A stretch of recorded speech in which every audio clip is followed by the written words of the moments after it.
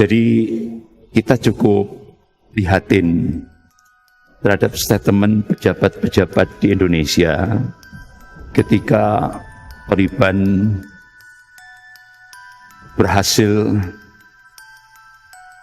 mengalahkan kekuatan adidaya yang kedua, yaitu Amerika bersama sekutunya dan NATO ditambah Rusia waktu itu, gabungan NATO, Amerika dan Rusia hasil dikalahkan oleh Taliban.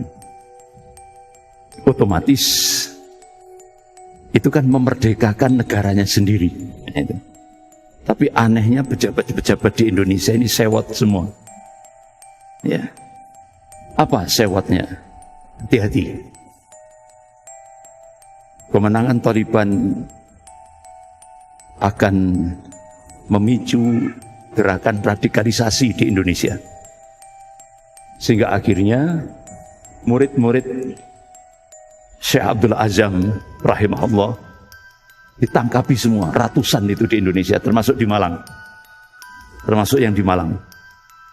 Ratusan ditangkap semuanya. Ketakutan, paranoid. Tapi anehnya kemarin ekspor Indonesia ke Afghanistan naik drastis 351% lebih. Sehingga akhirnya pejabat-pejabat kita berubah statementnya. Jadi Taliban tidak radikal. Astagfirullah. Jadi mindsetnya sudah matrek. Pejabat-pejabat kita itu mindsetnya sudah matrek, sudah materialistik. Prihatin kita ini. Sehingga akhirnya jangan kaget. Di era pandemi, pejabat-pejabat kita semakin kaya. Kekayaannya semakin melambung. Sementara rakyatnya semakin miskin. Nah, ini. Sampai akhirnya pakar IT Pak Roy Suryo, ayo kita minta info ke Bapak Presiden bagaimana caranya pejabat di era pandemik ini menaikkan kekayaannya. Padahal ini kan era keprihatinan. Tapi ternyata dimanfaatkan oleh pejabat-pejabat kita untuk menambah harta kekayaan di era pandemik. Contoh yang cukup menyedihkan ketika Bupati Jember bernyanyi. Jadi ternyata satu warga meninggal kena COVID, itu bupati mendapatkan fee 70 juta per orang kalau dia meninggal karena COVID. Sehingga akhirnya terjadilah sebuah konspirasi. Harus banyak yang mati.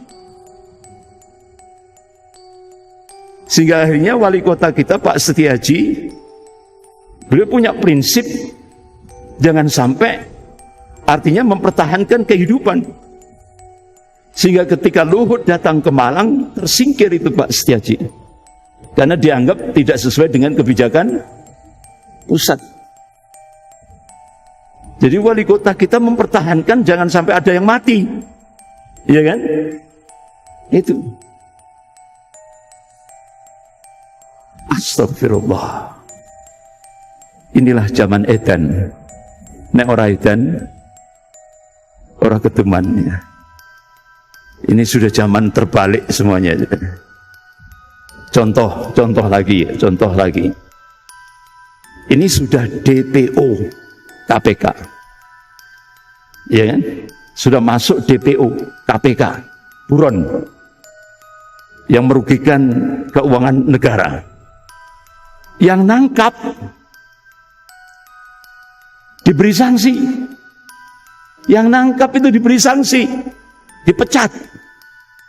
Sementara yang ditangkap bebas. Astagfirullah. Inilah Indonesia zaman now. Astagfirullah, kita prihatin. Dan ini jangan diteruskan seperti ini. Ulama harus tampil berada di garda terdepan. untuk menegakkan amar ma'ruf nahi mungkar. Saya masih ingat apa yang diingatkan oleh Rasulullah sallallahu alaihi wasallam. Qala Rasulullah sallallahu alaihi wasallam, "Innallaha yaqul lakum rubil ma'ruf wa nahawna 'anil munkar. Qabla an tutafala ujibu lakum wa tas'aluni fala u'tikum fi fala ansurukum." Hai manusia, sesungguhnya kamu disuruh oleh Allah untuk mengajak yang ma'ruf dan mencegah dari yang mungkar. Supaya jangan sampai terjadi satu masa di mana kalian berdoa, Allah sudah tidak lagi mendengarkan doa-doa kalian. Di mana kalian mohon pertolongan kepada Allah, Allah sudah tidak akan lagi merespon permohonan kalian. Jadi masa itu di mana doa-doa kita sudah tidak lagi didengar oleh Allah. Permohonan kita sudah tidak lagi direspon oleh Allah. Itu terjadi bukan lantaran kita meninggalkan sholat. Itu terjadi bukan lantaran kita meninggalkan puasa. Tapi itu terjadi manakala kita meninggalkan posisi duniawi kita, yaitu sebagai pengemban amar ma'ruf nahi mungkar. Makanya satu-satunya ulama yang paling getol menegakkan amar ma'ruf nahi mungkar, ini yang paling dimusuhi oleh negara. Siapa itu? Habib Rizik Syihab. Jadi bagaimana dicari-cari bagaimana supaya beliau masuk penjara selama-lamanya. Karena itu sangat membahayakan konspirasi jahat. Ya. Ini demokrasi kriminal yang diterapkan di Indonesia ini.